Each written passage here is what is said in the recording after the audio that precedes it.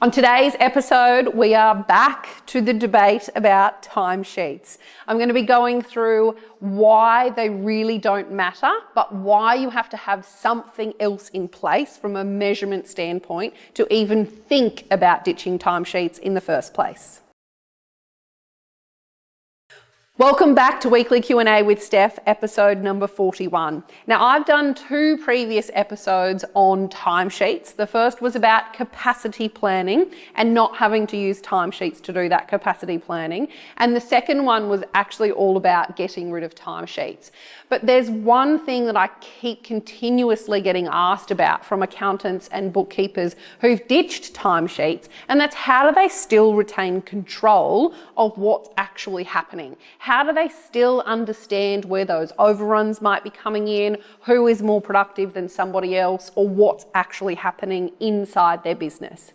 And one fundamental flaw that people do when they ditch timesheets or when they're thinking about ditching timesheets is they don't put in place a measurement system. So it's really crucial that if you're going to ditch timesheets, you have something else that you're tracking, measuring and monitoring. Now, I hate timesheets because it gets people focused on the wrong thing. Focusing on, I was 1 hour over on this job, doesn't actually focus on why.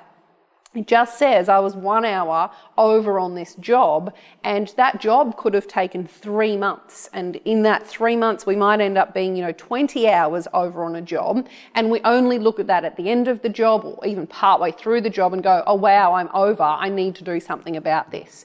If you have a different measuring system and you're really encouraging daily review of were you over or under in time, or how could you have actually done something better, or how could you save 5 minutes on a job? Every single person in your business, your organisation, starts to think a little bit differently and starts to really think on that efficient and productivity scale, as opposed to how do I fudge my timesheets so I don't actually get in trouble at the end of the month or the quarter in my review.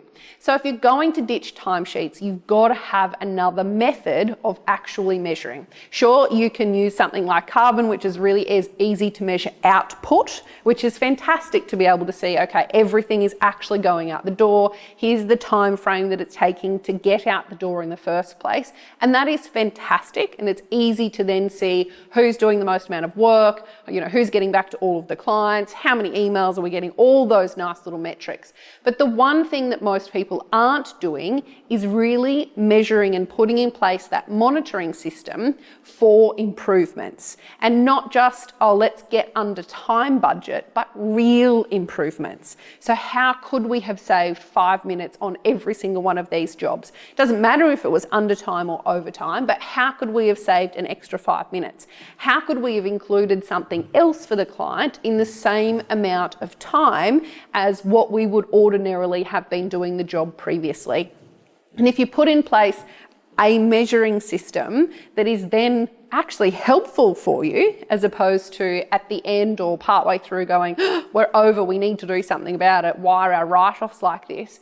It gets everyone engaged in this efficiency, productivity, actually helping people getting better at all parts of the business. And oftentimes, we do timesheets as an example and we write in a 6 minute. No one's actually thinking about how they could have done something better.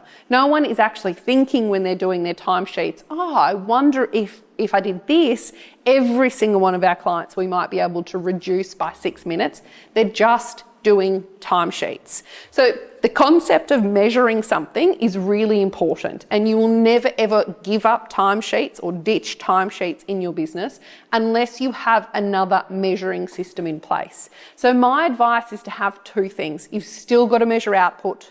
So you definitely have to have a system in place that is going to measure the output of your jobs.